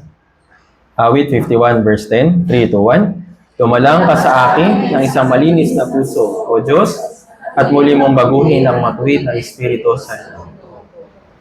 Sabi ni Haring David, lumalang ka sa akin ng isang malinis na puso. Ito po yung masidi niyang pagnanais. Na sana magkaroon ng bumalik sa akin o magkaroon ako ulit ng gana sa iyong salita. Magkaroon ulit ako ng malinis na puso sa iyong harapan. Sabi diyan, at muli mong baguhin ang matuwid na espiritu sa loob ko. Dahil nga, alam niya kung gaano kahalaga yung salita ng Diyos. At hindi niya ito makukuha kung may kasalanan. Nagrepent siya at muling nag-request sa Diyos, na Diyos, lumalang ka sa akin ng isang malinis na puso. Naintindihan po. Ganito po niya minithi yung salita ng Diyos, yung biyaya ng Diyos. Ayaw niya na hindi niya matanggap yung salita ng Diyos. Kaya nga, nag-pray siya. Naintindihan po. Kaya kung sakali man na tayo po ay nawawala ng gana sa salita ng Diyos, hindi natin minimiti yung salita ng Diyos, palagi po natin tandaan na sa pamamagitan ng panalangin, yes, mabibigay ulit sa atin yung gana sa salita ng Diyos. Naintindihan po. Tayo rin naman po yung nakakaramdam eh. Diba? Tayo naman din po yung nakaka-experience nito. Kapag minsan, tinatamad, minsan walang gana na magbasa o minsan kahit na umatid, kailangan po natin na panumbalikin yung ating puso sa salita ng Diyos. Paano? Sa pamamagitan ng panalangin. Bakit? Kasi nga, kailangan po natin ito. Di ba nga, yung mga nanay, pinipilit pa yung kanilang mga anak na uminom ng gatas. Tama po ba? Kahit na yung baby, umiiyak na siya, nilalayo na niya yung bote ng gatas. Pero pinapakain pa rin siya, tama po ba? Kasi alam ng nanay kung gaano kahalaga yung pagkain para sa kanya. Ganon din sa gamot. Yung mga bata ba, madaling painumin ng gamot? Tama po ba? Bakit? Para sa kanila mapait. Sa panlasa nila, hindi pa nila alam kung paano i-digest, paano i-comprehend yung mapait na gamot. Naintindihan po. Pero yung magulang, yes, meron siyang pagnanais na anak, kailangan mo itong inumin para gumaling ka. Naintindihan po. So sa pamamagitan nito, yes, nakaka-recover yung bata physically. Kapag nagkakasakit siya, yes, pinapainom siya ng gamot. Ganun din. Sa Biblia, nais ng Diyos na matanggap natin yung biyaya sa ating puso. Pero nga minsan, dahil nga sa kahinaan ng puso natin, at dahil sa kasalanan, minsan, nahahadlangan na matanggap natin yung biyaya na yun. Kaya ano po yung dapat natin gawin? Mag-pray. Dumalang ka sa akin, O Diyos, ng isang malinis na puso at muli mong baguhin ang matuwid na espiritu sa loob ko. Naintindihan po. Ito po yung pagnanais niya Haring David na mitiin yung salita ng Diyos. Ayaw niya na hindi matanggap. Naintindihan po. Kaya nga nag-pray siya. Kaya naman, ito po yung pangalawang bagay na bago para sa atin, yung pagpipray. Yes, nagpipray tayo noon. Pero kadalasan, ano po yung pinagpipray natin nung hindi pa tayo ligtas? Yung mga bagay na kailangan natin sa mundong ito. Tama po ba? Wala tayong pinagpipray para sa para sa spiritual. Lagi tayong nagpipray para sa mga material na bagay. Pero sa spiritual, wala. Kaya yung bagong pamumuhay bilang isang bagong nilalang ay sa pamamagitan din ng panalangin. Ano bang ibig sabihin ng pananalangin? Para lang magpipikit ka, ganyan, tapos mag-pray ka sa Diyos. Yes, ito po ay communication. Inaalam natin o sinasabi natin yung saloobin natin sa Diyos at sa pamamagitan ng Biblia, yes, matatanggap natin yung sagot niya. Naintindihan? Pero hindi lang po ito basta ganun. Hindi lang po ito basta gesture ng pagsasabi at pagtanggap o pagre-request. Naintindihan? Sa pamamagitan din ng panalangin, dito natin hinihingi yung tulong ng Diyos na, Diyos, wala akong kakayahan. Kaya pakiusap, bigyan mo ako. Ito po yung pagre-request na tayo po ay makapamuhay sa Espiritu na hindi umasa sa ating sarili, kundi umasa sa Diyos. Naintindihan po? Yun po yung pag-pray. Hindi lang po tayo basta nag-pray na nagre-request ng mga bagay na kailangan natin sa physical. Hinihingi rin natin at ina-acknowledge natin na Diyos, wala akong kakayahan. Kinikilala natin yung Diyos. Kaya tayo nag-pray. Naintindihan po? Pero yun nga, kung hindi tayo nag-pray, ibig sabihin, sinasabi natin sa harapan ng Diyos, Diyos, di kita kailangan. Kaya ko na. Kung ano man yung mga bagay na kailangan kong gawin, sa Christian life ko na, sa Christian life ko, alam ko na yun. Hindi po ito magandang puso. Ito po yung pagmamalaki. Naintindihan po. Kaya sa pamamagitan ng prayer, dito natin ibinabalik yung ating mapagpakumbabang puso. Dito natin na ibabalik na, Diyos, hindi ko kaya. Kaya pakiusap, tulungan mo ako. Naintindihan po. Kaya naman, sinasabi sa atin ng Biblia na napakahalaga ng panalangin. Kaya ito nga yung utos. Sabi sa Biblia, sa unang Thessalonica, chapter 5, verse 17, manalangin kayong walang patid. Ano po ibig sabihin ng walang patid? Walang tigil. Naintindihan? Bakit kailangan walang tigil? Dahil sa lahat ng pagkakataon, hindi natin ito magagawa na mag-isa kung wala yung tulong ng Diyos. Yung mga bagay na gusto rin natin makukuha, hindi natin ito makukuha kung wala rin yung tulong ng Diyos. Naintindihan po? Ito po yung pribilehiyo para sa atin bilang anak ng Diyos. Nakakapag-request tayo sa Diyos, nasasabi natin yung kailangan natin, at dito natin ibinubuhos yung puso natin. Dahil nga, hindi natin kaya. Naintindihan po. Tingnan po natin ito. Ikalawang Kronika, chapter 16.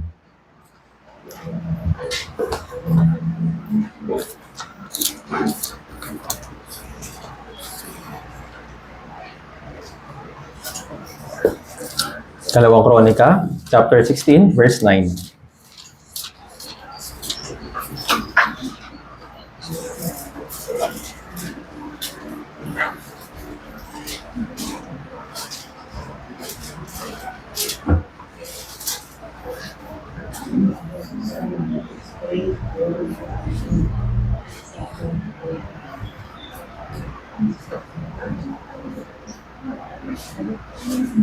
Basahin po natin.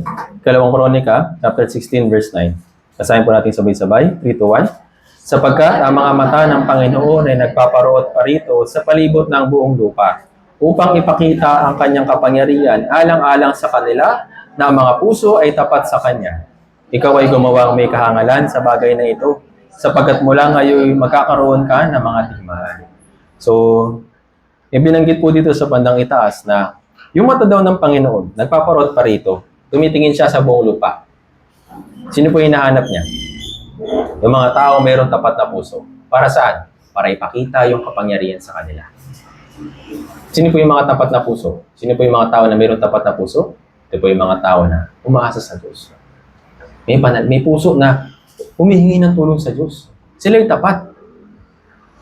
Naintindihan po? Na umaasa sa Diyos ng 100%. Tinitingnan ng Diyos o nakikita ng Diyos yung mga tao na yes, yung puso nila ay patuloy na naghahanap ng tulong ng Diyos. Then, sa kanila, ipapakita ng Diyos yung kanyang kapangyarihan. Naintindihan po. Isa pang dahilan kung bakit kailangan po natin mag-pray ay dahil nga tayo po ay mahina. At nandyan si Satanas na mas makapangyarihan kaysa sa atin. Para magawa natin siyang matalo or magawa natin na malampasan yung mga panunukso niya, kailangan po natin ng tulong ng Diyos. Kaya ano sabi ng Diyos? Mateo chapter 26, tingnan natin. Mateo 26, verse 41.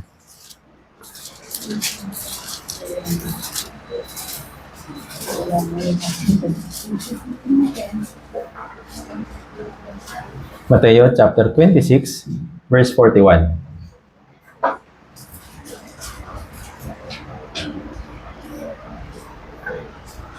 Mateo chapter 26, verse 41. Kung nakita na po, babasahin po natin ng sabay-sabay.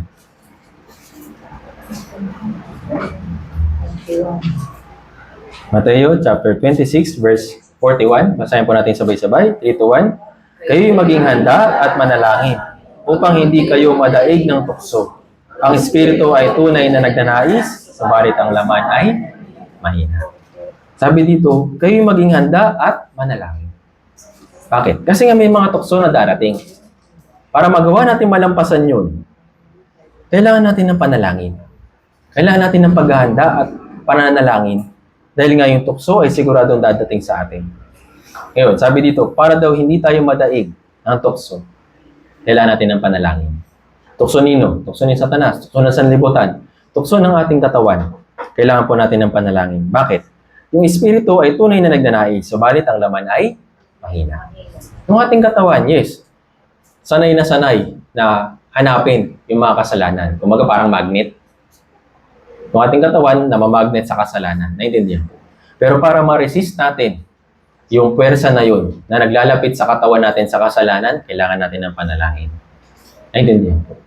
Yes, yung espiritu natin, may pagnanais, pero yung katawan nga mahina. Kaya nga kailangan ay prayer. Naintindihan po. Kaya naman, napakahalaga para sa atin, bilang mga bagong nilalang, may panibagong buhay tayo na umaasa sa Diyos, hindi sa ating sarili lang. Kasi nga yung ating katawan ay mahina. Naintindihan po. Kaya naman, sabi sa Kawikaan chapter 3, verse 5 hanggang 7, na huwag tayong umasa sa sarili nating karunungan. Hanapin natin yung tulong ng Diyos. Huwag tayong magmagaling sa ating sarili. Kaya natin kailangan yung prayer dahil nga kailangan natin yung tulong ng Diyos na nakakaalam ng makakabuti para sa atin. Naintindihan po. Kaya naman, napakahalaga para sa atin ng pagpe-pray. Bilang mga bagong nilalang, kailangan natin na, yes, makipag-communicate sa Diyos para matanggap yung kinakailangan natin na kalakasan, physically and spiritual. Naintindihan po. Kung noon, physical lang na yung pinagpe-pray natin, pero ngayon, sa espiritu, kailangan rin po natin itong ipag-pray. Naintindihan? At pangatlo, bilang isang bagong nilalang na may bagong pamumuhay, nabubuhay na tayo hindi sa ating sarili lang, kundi nabubuhay tayo bilang church. Naintindihan po. Tayo nabubuhay ng sama-sama. Kung noon, bago tayo ma-save, okay na tayo na mag-isa eh. Magawa tayo ng mga bagay mag-isa, nagagawa natin ng mga bagay na mag-isa, at gagawin pa natin yung mga bagay na mag-isa. Pero ngayon, bilang bagong nilalang, tayo po ay gumagawa ng magkakasama. Naintindihan po. Dahil kapag tayo ay magkakasama, doon natin na-experience yung kapangyarihan po ng Diyos. Tignan natin dito. Efeso chapter 3.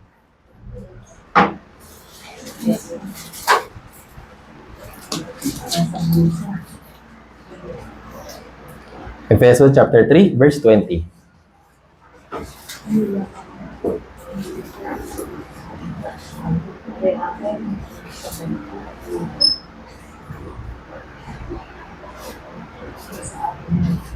Efeso chapter 3, verse 20. Kung nakita na po, pabasahin po natin ng sabay-sabay. 3 to 1. Ngayon, sa Kanya na makakagawa ng higit na sagana kaysa lahat ng ating hinihingi o iniisip. Ayon sa kapangyarihang gumagawa sa atin. Yung kapangyarihan ay gumagawa sa akin o atin? Ibig sabihin sa church. Sa lahat. Sa kalagitnaan ng fellowship, na doon po yung kapangyarihan po ng Diyos. Naintindihan po. Kaya dito natin may experience ito, hindi na mag-isa, kundi ng sama-sama. Kaya yung pamumuhay ng magkakasama ay napakahalaga para sa fellowship. Naintindihan po. Iyon po ay ng isang halimbawa. Yung mga alagad o yung mga naligtas ng mga apostol, nung nagsimula sila na ipangaral yung ebanghelyo, yung ginagawa po nila, nagsasama-sama po sila sa mga bahay-bahay. Tapos nagpuputol-putol sila ng tinapay, nag-fellowship po sila. Tapos ang resulta ay maraming naliligtas. Kaya naman, dito na natin maunawaan na yung gawain ng pagliligtas, hindi ginagawa mag-isa. Makakapagligtas tayo ng mga ligaw ng kaluluwa, o tayo po sama-samang gagawa. Doon natin makikita yung kapangyarihan po ng Diyos. Para makita po natin ito, tignan natin. Gawa chapter 2.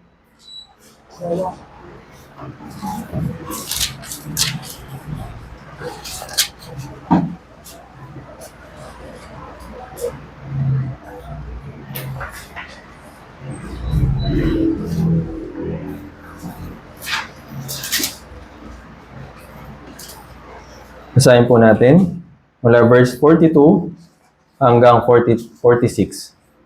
Gawa, chapter 2, verse 42 hanggang 46.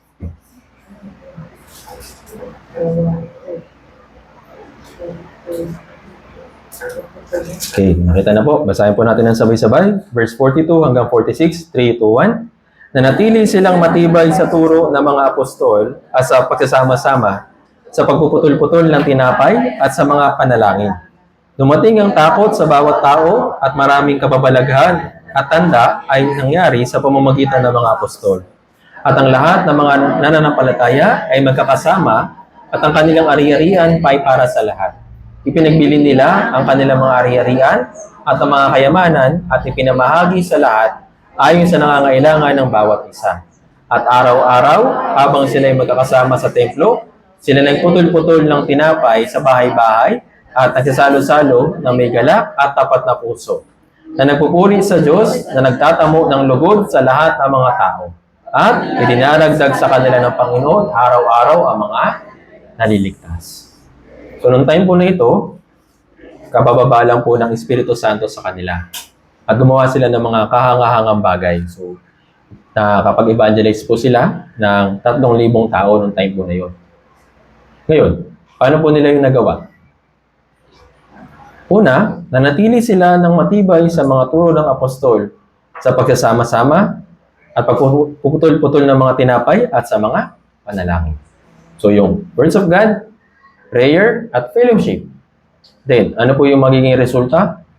Verse 47, at idinaragdag sa kanila ng Panginoon araw-araw ang mga naliligtas. Naiintindihan po.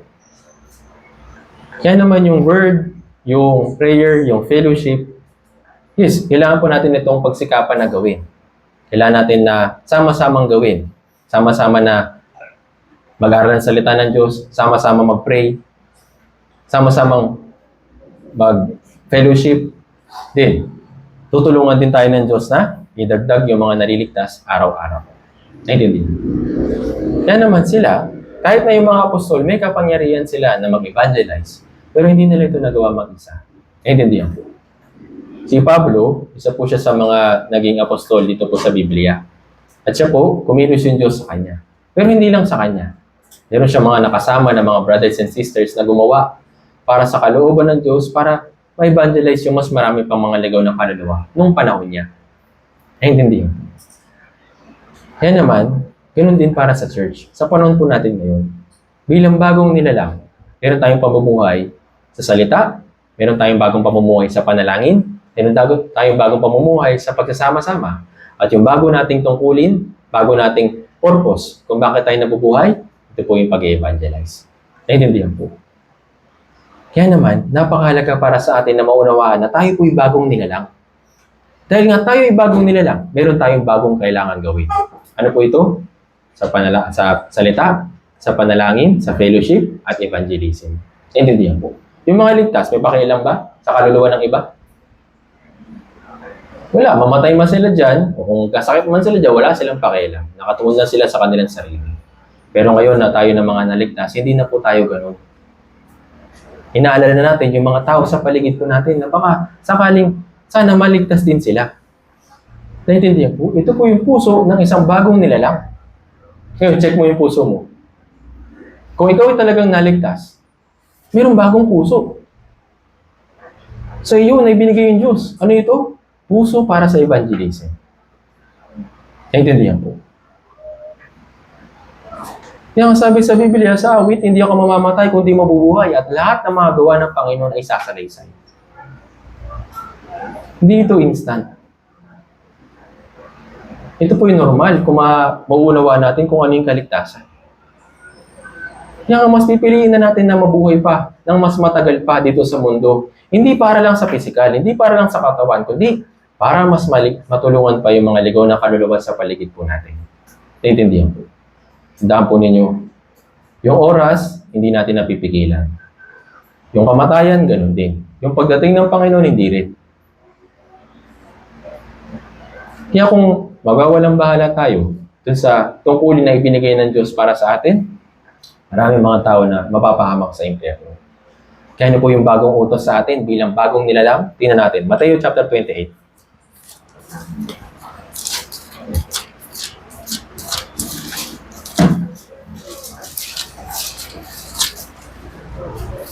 Mateo chapter 28, mula verse 18 hanggang 20.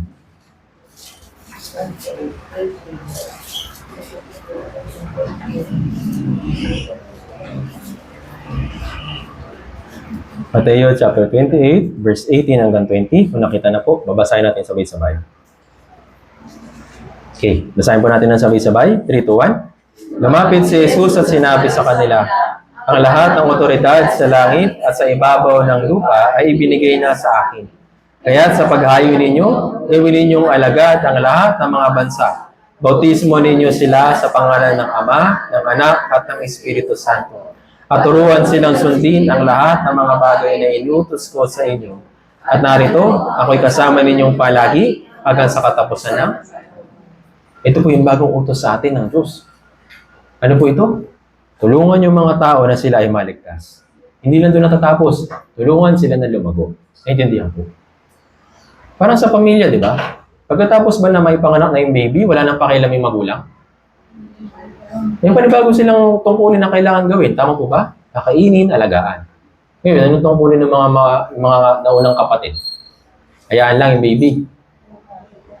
Minsan kasi nagkakaroon ng selos no? Yung sa mga panganay, tsaka sa mga bunso. Wala silang pakialam sa iba. Pero sa physical, pero sa espiritu, hindi po ganun. Para sa mga bagong naligtas, tinuturuan tayo ng Diyos na sumunod sa kanyang salita at tinuturuan yung mga naunang naligtas na tulungan sila para sila ay lumago. Naintindihan po. Yan, meron po tayong tungkulin. Ngayon, tayo ay bagong nilalang. May bago tayong pagkatao na nasa loob natin. Ito po yung spiritual na pagkatao. Na kahit na yung ating katawan nabubulong, pero yung ating espiritu ay dapat patuloy na lumalago. Paano? Sa pamamagitan ng mga bagong bagay. Ano po yun? Salita, sa panalangin, sa fellowship, at evangelism. Naintindihan po. Itong bagong bagay na ito ay pinapagawa sa atin ng Diyos hanggang sa dumating siya. Naintindihan po. So, wala naman tayong kamalayan sa mga bagay na ito.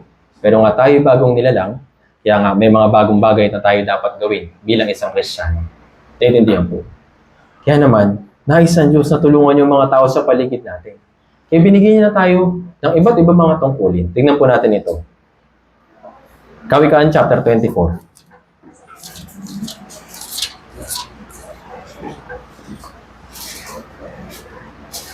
Kawikaan chapter 24. Basahin po natin mula verse 11 hanggang 12.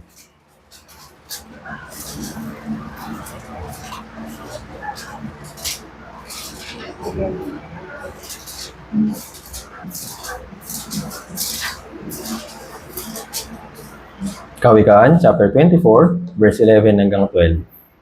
Basahin po natin ng sabay-sabay kung nakita na po. Ngayon. Nakita na? Basahin po natin ng sabay-sabay. 3, 2, 1. Iligtas mo silang dinadala sa kamatayan. Pigilan mo silang natitisod patungo sa katayan. Kung iyong sinasabi, narito, hindi namin ito nalalaman. Hindi ba niya alam ang sa mga puso itimbang? At siyang magabatay sa iyo. Ang kaluluwa, hindi ba niya nalalaman? At ang bawat tao ayon sa gawa niya ay di ba niya gagantihan? Ano yung tungkulin natin sa bawat isa? Sa verse 11, sabi dito, iligtas mo. Individual. Naintindihan? Bawat isa sa atin, inilagay sa pamilya kung saan tayo naroroon. Dun sa community kung saan tayo naroroon. Yung mga kapitbahay, kaibigan, inilagay tayo dun. Naintindihan ko. Ngayon, may tungkulin tayo. May bago tayong tungkulin sa kanila. Ano po yun? Iligtas mo sila na dinadala sa kamatayan. Pigilan mo sila na natitisod patungo sa katayan. Magandang bagay po ba yung kamatayan at katayan? Ngayon, sinasabi sa atin ng Diyos, iligtas mo sila mula doon. Iligtas mo sila sa masamang bagay na pwedeng mangyari sa kanila. Naintindihan po. Ito po yung tungkulin natin. At gagawin po natin ito hanggang sa dumating yung Panginoon. Naintindihan po. Ito po yung tungkulin ng church. Ito yung tungkulin ng bawat isa po sa atin. Naintindihan. Hindi lang tayo basta na nag-aaral dito ng salita ng Diyos, nag-fellowship, kumakain, tapos mag-uuwian, tapos wala lang. Meron tayong tungkulin na ibinigay ng Diyos para sa atin. Ano po ito? Yung tungkulin na iligtas yung mga ligaw na kaluluwa sa paligid po natin. Sabi nga dito, iligtas mo sila na dinadala sa kamatayan. Tigilan mo sila na titisod patungo sa katayan. Patungo na sila dun eh. Dinadala na sila dun. Kaya para sila makaalis dun, kailangan natin silang iligtas. Kailangan natin silang pigilan. Naintindihan? Ito po yung gagawin po natin sa Christian life po natin ngayon. Naintindihan po. Hindi po ito optional. Kung paano yung salita ng Diyos ay dapat natin gawin, yung pananalangin ay dapat natin gawin, at yung pag-fellowship ay dapat din natin ginagawa, yung pag-evangelize ay dapat din natin ginagawa. Naintindihan? Pag-isipan po ninyo ito. Kung hindi ka in-invite ng mga kakilala mo o mga kaibigan mo, sabihin natin, kamag-anak mo sa Bible seminar, sigurado wala ka dito. Siguro iba yung ginagawa mo. Siguro sa iba ka nakatuon. Isang bagay yung sigurado. Mapupunta ka sa impyerno. Pero, sa kabutihan ng Diyos, inalala ka ng Diyos. Kaya yung mga tao na nakakilala sa iyo, kamag-anak mo, sila yung tinuruan, sila yung ginabayan. Para puntahan ka, i-guide ka, tulungan ka, ipag-pray ka, para ikaw yung maligtas. Naintindihan po. Kung hindi natin ito gagawin, sigurado, matatapos na yung panahon ng kaligtasan. Naintindihan po. Dahil malapit ang dumating yung Diyos. Kaya kung hindi natin isipin kung nasan na ba tayong panahon, yes, magwawalang bahala lang tayo. Tayo po ay nasa bagong panahon na kung saan nakikita na natin ng lubos yung mga tandaan ng katapusan ng panahon. Naintindihan po. Kaya naman, napakahalaga para sa atin na isipin na ako'y bagong nilalang at may bagong ang tungkulin habang ako'y nabubuhay dito sa mundo. Yung pinaka-ultimate natin na tungkulin, ito po yung salita ng yung sinabi ng Diyos na iligtas mo sila sa dinadala sa kamatayan at pigilan mo sila na titisod patungo sa katayan. Hindi tayo pwede magdahilan. Sa verse 12, kung iyong sinasabi, narito, hindi namin ito nalalaman. Pwede ba nating sabihin na hindi ko alam na mapapahamak siya. Hindi ko alam na mapupunta pala siya sa impyerno. Hindi ba natin alam? Hindi po ba? Alam mo hindi? Alam natin. Tama po ba? Kaya hindi natin pwedeng idahilan. Na hindi natin alam. Pinaalam sa atin ito ng Diyos. Kaya hindi tayo pwede magdahilan na hindi natin alam. Naintindihan po. Kaya naman, nais ng Diyos na tulungan yung mga tao sa paligid po natin, sa pamamagitan natin. Naintindihan po. Kaya naman, ito po yung bagong tungkulin bilang isang bagong nilalang. Yung lumang bagay, lumipas na. Lahat tayo ay naging bagong nilalang. At tayo po ay lumalakad sa panibagong buhay. Ano po ito? Lumalakad sa pamamagitan ng mga bagay na espiritual. Naintindihan po. Kaya naman, bilang mga naligtas sa mga brothers and sisters, yes, meron pa po tayong tsansa na ganapin yung kalooban ng Diyos sa natitira nating buhay dito sa mundong ito. Kailan po ito? Kailan? Siyempre may schedule. Tama po ba? Pero hihintayin pa ba natin yung schedule?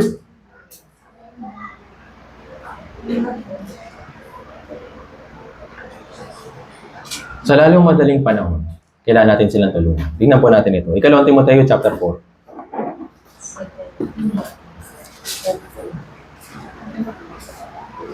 Ikalawang Timoteo chapter 4, mula verse 1 hanggang 2.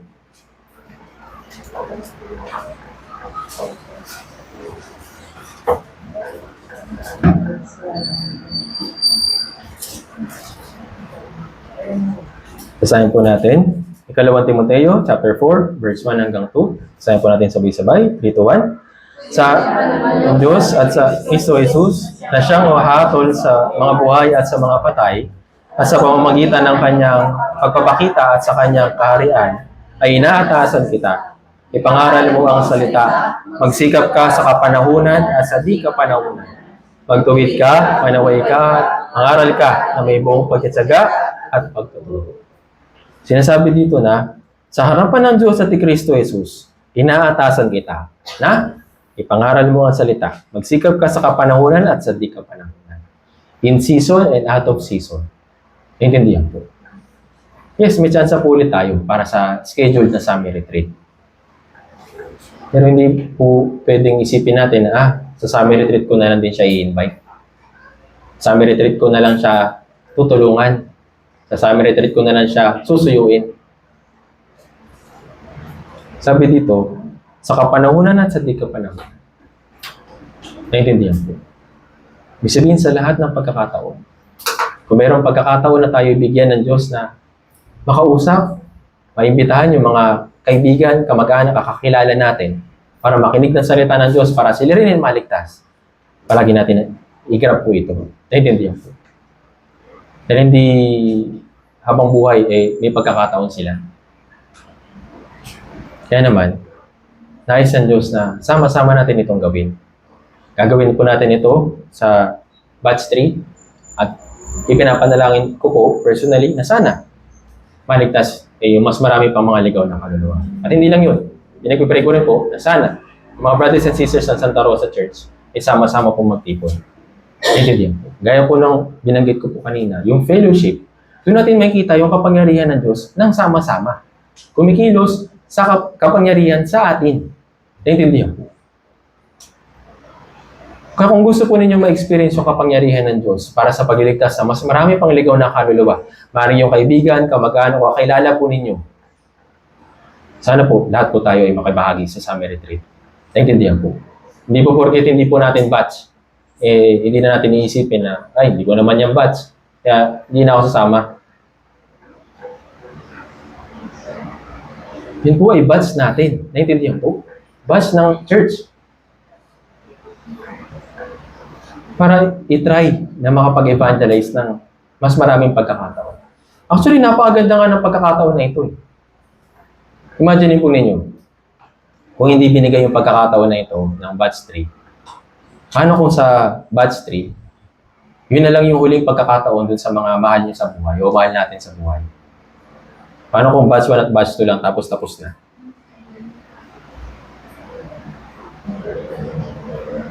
Kung isipin natin na may pagkakataon pa naman, may susunod pa naman siguro na summer retreat.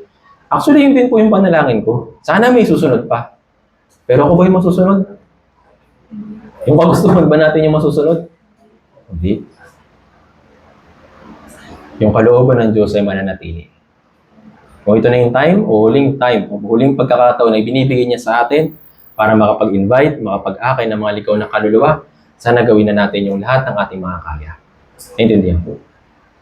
Tandaan po natin na ito po yung tungkulin natin bilang isang bagong nilalang. Dahil nga tayo naging bagong nilalang, yung tungkulin natin ay bago din. Ano po ito? Makapagligtas ng mga ligaw na kaluluwa. Naintindihan po. Kaya naman, patuloy po pong ipinagpipray na sana tayo po bilang mga brothers and sisters ay sama-samang magtipon sa summer retreat para makapagligtas pa ng mas higit o mas marami pang mga ligaw na kaluluwa. May pagkakataon pa. Naintindihan po. Hindi pong isipin na baka hindi na sapat yung oras. Bakit hindi na sapat yung pagkakataon na ito? Tandaan po natin, hanggat buhay sila. Hanggat hindi pa dumadating yung Diyos, may pagkakataon. Naintindihan po. Kaya, kung meron man na prospect o meron mang invitee na nasa puso po ninyo, try po ninyo. Naintindihan po. Subukan po ninyo. Huwag po ninyong hayaan na pangunahan kayo ni Satan na next time na lang. Late na. O baka hindi naman siya pumayag. Huwag po muna kagad magpatalo. Okay? Subukan muna. Kung sakaling mang hindi pumayag or tumanggi, ditry natin sa iba. Naintindihan. Nais ng Diyos na tulungan yung mga tao sa paligid po natin sa pamamagitan natin. Kung hindi tayo kukilos, hindi rin po magliligtas yung Diyos. Kung hindi magliligtas yung Diyos, bakit ba tayo nabubuhay? Naintindihan po. Kaya naman, nais ng Diyos na tulungan tayo para sa bagong pamumuhay natin. Sa salita, sa panalangin, sa fellowship at sa evangelism. Ito po yung bagong bagay para sa atin, para sa bagong buhay na ipinagkaloob ng Diyos para sa atin. Yeah, nawa, bawat isa po sa atin, gawin ng higit pa yung makakaya natin para sa pagliligtas sa mga ligaw ng kaluluwa. Kung natin isipin na marami pang pagkakataon sa ibang araw. Naintindihan. Kaya naman, kung may pagkakataon, grab na kagad natin. Naintindihan po. Hanggang dito po muna. Tayo po ngayon, lahat ay yumuko at manalangin. Banal at mahabagin naming Amang Diyos, nagpapasalamat po kami sa biyaya ng kaligtasan na pinagkaloob niyo po para sa amin. Salamat din po sa mga salita na ipinagkaloob niyo po para sa amin upang mabalikan po namin yung tungkulin namin bilang isang bagong nilalang. Dahil kami ay ginawa ninyong bagong nilalang, binigyan niyo rin po kami ng bagong tungkulin. Ito po yung sa salita, sa panalangin, at sa fellowship, at sa evangelism. Naway tulungan niyo po kami upang magawa po yung tungkulin na ipinagkaloob niyo po para sa amin hanggang sa huling pagkakataon. Alam po namin na malapit na po kayong dumating at nawa, Pag po nawa kami matagpuan ng Panginoon na hindi ginagawa ang iyong tungkulin. Tulungan niyo po kami na mas makapag-akay pa ng mga ligaw na kaluluwa para sa batch 3 ng summer retreat po na ito. At maring ito po ay napagandang pagkakataon na binibigyan niyo po sa amin. Kaya nawa, huwag po namin sayangin. Tulungan niyo po kami at sa iyo lamang po kami aasa at magtitiwala. Lahat po ng ito ay dalangin po namin sa makapangyarihang pangalan ng Panginoong Jesucristo na sa amin ay patuloy nagmamahal. Amen. Salamat po sa pakikinig.